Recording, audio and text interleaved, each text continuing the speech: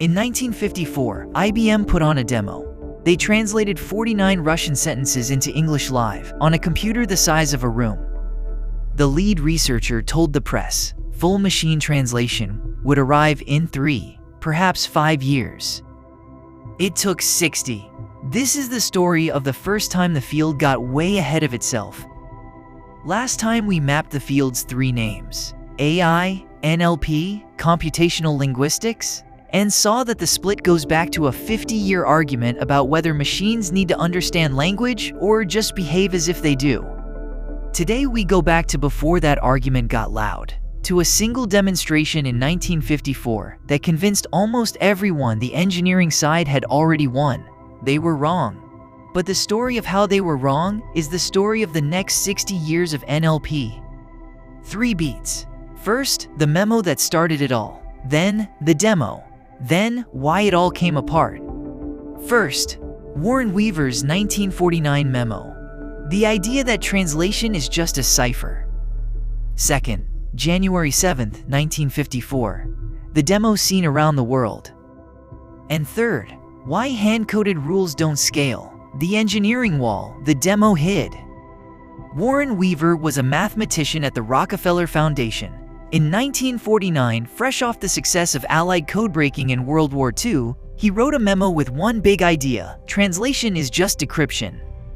Quote, "When I look at an article in Russian, I say, this is really written in English, but it has been coded in some strange symbols. I will now proceed to decode. That's it. That's the founding move." Why does this matter? Because if translation is cipher, then the same statistical techniques that broke Enigma should break Russian. You don't need a linguist. You need a cryptographer. Weaver's memo went out to about 200 researchers. 5 years later, one of them was standing in a New York IBM showroom with cameras pointed at him. January 7, 1954. New York City. IBM and Georgetown University co-host a public demonstration. The linguist on the Georgetown side is Leon Dostert, a former interpreter at the Nuremberg trials. Here's what actually happened. 49 Russian sentences, carefully chosen, were fed into an IBM 701 via punch cards. The computer used a vocabulary of 250 words and exactly 6 grammar rules. Out came English. To everyone watching, it looked like the future.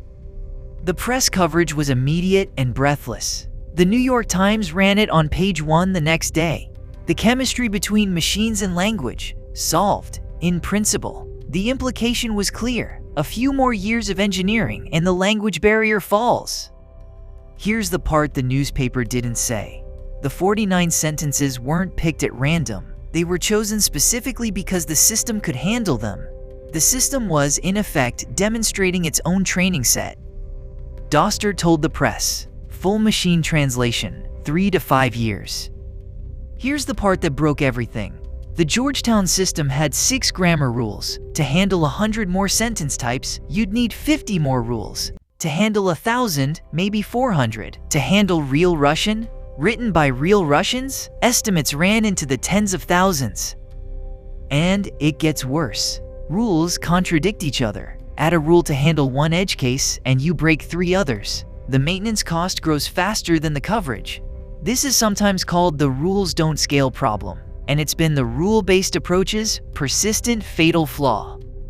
Languages aren't built like programming languages. They're not closed systems with finite rules. They're noisy, statistical, full of exceptions, and constantly drifting.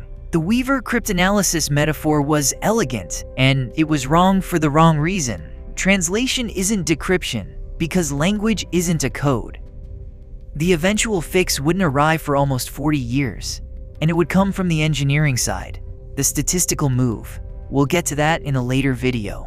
But first, the demo had to die. Step back for a second.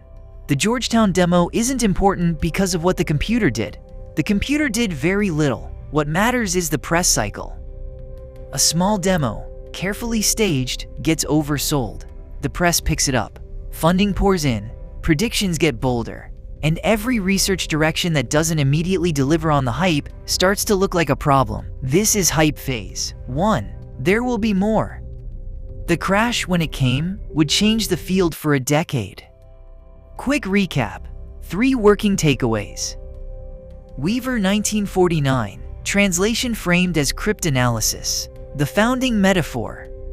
Georgetown 1954. 49 Russian sentences, 250 words, 6 rules, and a flood of press coverage that oversold the future.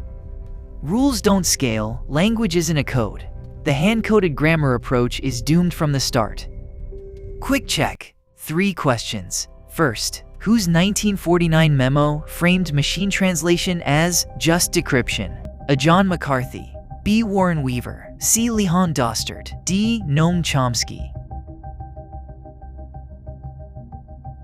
B. Warren Weaver. He wrote it in 1949 at the Rockefeller Foundation, and that memo is the founding move of machine translation. Next, how many Russian sentences did the Georgetown demo translate? And how many grammar rules did it use? A. 49 sentences and 6 rules. B. 1,000 sentences and 50 rules. C. 49 sentences and 49 rules. D. 250 sentences and 6 rules. A. 49 sentences and 6 grammar rules. The 250-word figure was the vocabulary, not the sentence count, and the 6 rules are why it could only handle the 49 carefully chosen sentences. Last one. What's the central reason hand-coded grammar rules don't scale? A. 1950s computers were too slow. B. Linguists weren't paid enough. C. Rules contradict each other, and the maintenance cost outgrows coverage. D. They worked, but were too slow for real time. C. Rules contradict each other. Add a rule to handle one edge case and you break 3 others. The maintenance cost grows faster than the coverage. Language isn't a code with finite rules. Back to the running puzzle. The Georgetown demo was, in one narrow technical sense, a success. Russian went in, English came out. But the system didn't understand a single sentence. It pattern matched against a hand-built lookup.